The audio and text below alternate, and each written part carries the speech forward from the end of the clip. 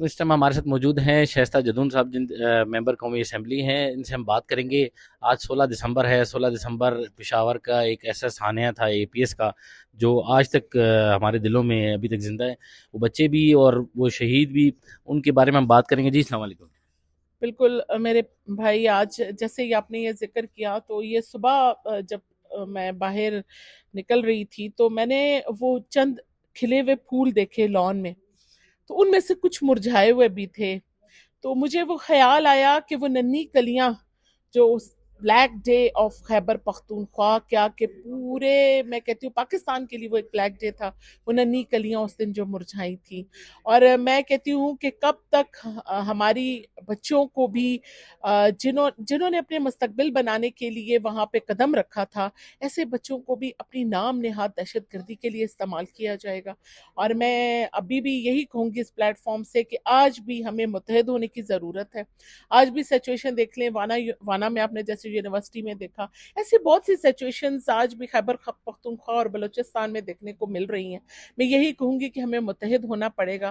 میں نے یہی ذکر کرتی رہی کہ انتشاری ٹولوں کو بھی ہم نے میرے خیال میں نظر انداز نہیں کرنا، اور فتنۃ الخوارج ہوں چاہے کوئی دہشت گرد ہوں، ان کا ہم نے ڈٹ کر مقابلہ کرنا ہے، اور ہم سب نے متحد ہونا ہے. یہ وقت ہے متحد ہونے کا. اور ان معصوم بچوں کے لیے میں کیا کہوں، وہ جو بچے اپنے مستقبل کے لیے اپنے بستے اٹھائے، صبح اپنی ماؤں کے پاس سے بوسے لیتے ہوئے جب اسکول پہنچے، اور جب ان کی وہ ننھی کلیوں کو جب گھر لے جایا گیا، تو میں کہتی ہوں کفن میں لپٹے وہ بچے، یہ ان کی چیخو پکار تھی، یہ ان کا وہ نوحہ تھا، وہ ان کا خون یہ کہہ رہا تھا کہ خدا را بس بند کر دو اب یہ دہشت گردی، ہمیں ہمیں اپنا مستقبل جینے دو. لیکن ان کے خون نے آج یہ تاریخ رقم کی ہے کہ انشاءاللہ تعالی ہماری نوجوان نسل یہ ثابت کرے گی کہ انشاءاللہ ہم اپنی پاک فوج کے ساتھ ڈٹ کر کھڑے ہیں، اور وہ اب جو وہ آپریشنز کریں ہم ان کے ساتھ بھی ڈٹ کر کھڑے ہیں، کیونکہ وہاں بھی ہمارے نوجوان شہید ہو رہے ہیں. تو خدا را اب سوچیے اپنے ملک کے بارے میں، اور ایسے انتشاری لوگوں سے بچیے جو اس ملک کو توڑنے کی کوشش 16 دسمبر فال آف ڈھاکہ بھی تھا. آپ اس بارے میں کیا کہنا چاہیں گی کہ یہ بڑی خطرناک سی تاریخ 16 دسمبر ہمارے پر گزری ہے؟ بس دعا کیجیے کہ ایسا کوئی 16 دسمبر دوبارہ نہ آئے. انتشاری ٹولے تو اس کوشش میں ہیں کہ ایسے 16 دسمبر آئیں کہ کبھی وہ ہماری نوجوان نسل کو، کبھی ہمارے معصوم بچوں کو ان کے خون، میں کہتی ہوں تو وہ تو ایک خون مانگ رہے ہیں نا، ہمارا خون کی ہولی سے یہ پتہ نہیں اس دھرتی کو رنگنا چاہتے ہیں، اور ہماری نوجوان نسل کی پتہ نہیں نسل کشی کرنا چاہ رہے ہیں. اور وہ دن بھی بہت میں کہوں گی جس دن سپوت ڈھاکہ کا وہ دن تھا، وہ بھی ایک ایسا دن تھا کہ جس کو بھولا نہیں جا سکتا تاریخ سے. وہ ہمارا ایک حصہ ہے.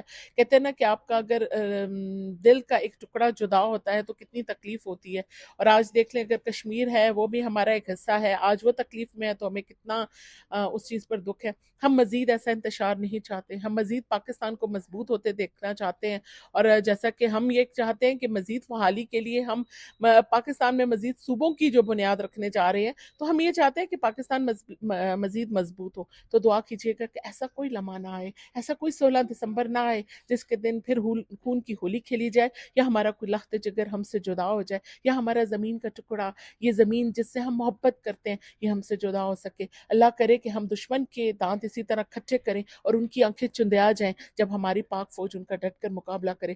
مجھے field marshal general Asim Munir صاحب، آپ سے بھی گزارش ہے کہ آپ ہماری پاک فوج کی اسی طرح قیادت کیجیے گا، اور باقی جتنے بھی ہمارے پاک فوج کے جو بھی رہنما موجود رہے ان سب کا بھی شکریہ، اور جو ابھی بیٹھے ہیں ان سب سے بھی یہی گزارش ہے کہ ہماری پاک فوج اسی طرح متحد رہے اور ان دشمنوں کو اسی طرح ہنود اور یہود کو ایسا جواب دے کہ کوئی دوبارہ، اور خاص طور پہ انتشاری ٹولے کو بھی، کہ کوئی پاکستان کی طرف آنکھ اٹھا کر بھی نہ دیکھ تھینک سکے. You ma'am. پاک فوج تھینک یو. زندہ باد، پاکستان پائندہ باد.